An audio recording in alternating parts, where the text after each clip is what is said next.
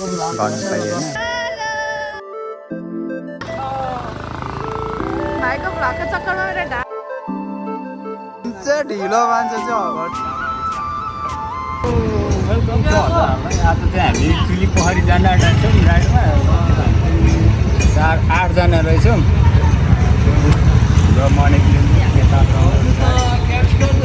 र cafe. So high, अहिले चाहिँ क्यामेराम्यान म छु दिप भाइकोमा अनि यता मेरो वाइफ। वेलकम टु दिप भाइ ब्लग। जाम ल।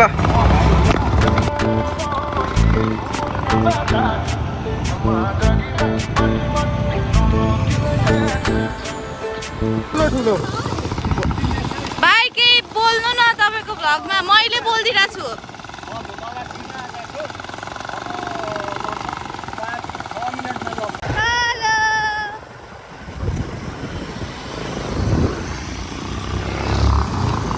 अहिले चाहिँ मैले भ्लग गरिदिइरहेको छु भाइको।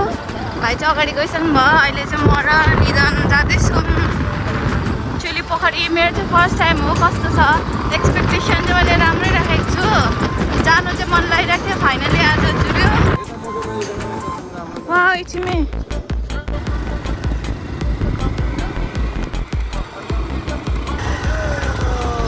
तपाईँको भ्लगको चक्करमा, भाइको भ्लगको चक्करमा मेरो ढाड साड सबै जाने रहेछ।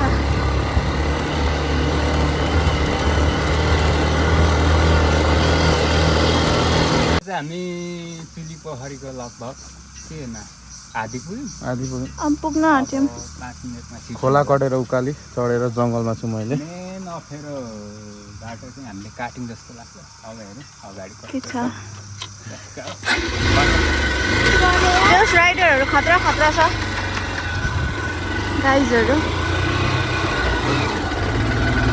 तर भ्युजहरू चाहिँ कति राम्रो राम्रो रहेछ। शीतल पनि हुँदैछ तर कति ठाउँमा चाहिँ गाह्रो पनि छ, अप्ठ्यारो छ। गाडी त हेर त नि यस्तो उकाली चढेर आउँछ मान्छे। खोला हेर न कहाँ तल जानु।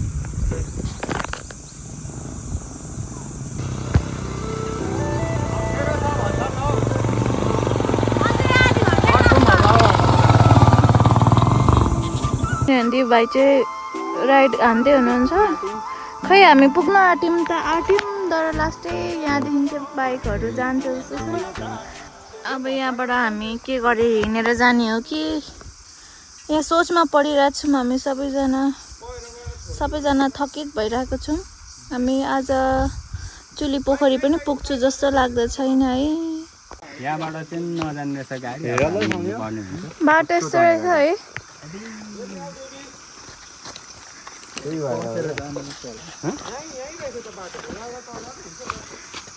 अर्को बाटो हाचिङ गरेर आउने विचार छ। अब यो नसक्नेहरू अगाडि गएको हुन्छ। हामी प्रो म्याक्सहरू ल प्रोहरू ओए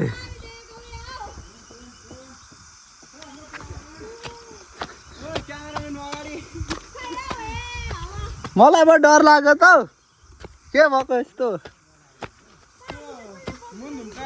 भरे त कस्नुपर्छ हो त्यो गाह्रो भयो। पार कर दिया मैंने। कोही मान्छेहरू हिँड्न सक्दैछन् होइन। राजाको यति मात्रै छ केटा। ऊ जमानाको गफ लागिरहेछ।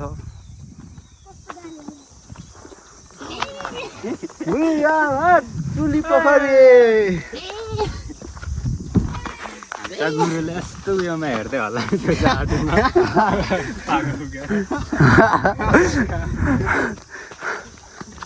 You can see हामी 2 मिनट पनि हिँडेको छैनौँ।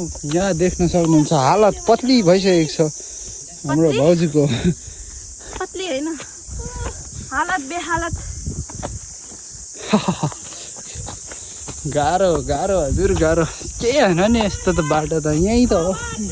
अब ओ तेरी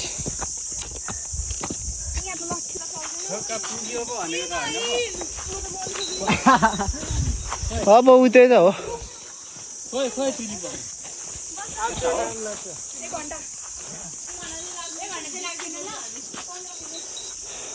प्लिज त्यत्रो त लाग्दैन हो। देउराली भनेपछि बुझ्यो होला नि ढुङ्गा तोडाउने ठाउँ आएपछि ओराली मात्रै हुन्छ देउरालीमा त्यस्तो हुन्छ अहिले चाहिँ बल्ल तल्ल क्यामेरा मेरो हातमा परेछ र चाहिँ अघि गर्ने भनेर चाहिँ गर्नु पाइएन चाहिँ खाइ राम्रै भाइ अनि नानीहरू कस्तो भयो खानपिनको राम्रै व्यस्त भयो के चिता बुझेन र पोखरी चाहिँ यता छ र हामी चाहिँ यहाँ छौँ आज चाहिँ कोही रहेन रहेछ अन्तिम हानी मात्रै परेछ